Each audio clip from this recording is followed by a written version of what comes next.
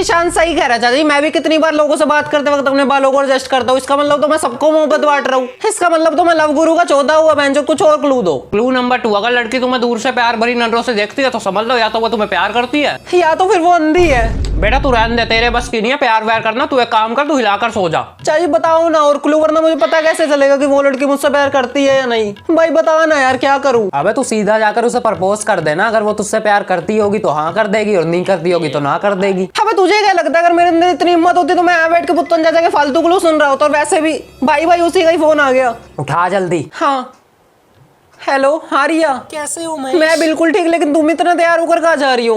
अरे तुम्हें पता जो हमारी क्लास में राज पढ़ता है, आज मैं उसे प्रपोज करने वाली हूँ। कब से सोच रही थी, आज फाइनली करूंगी। You know I love him so much.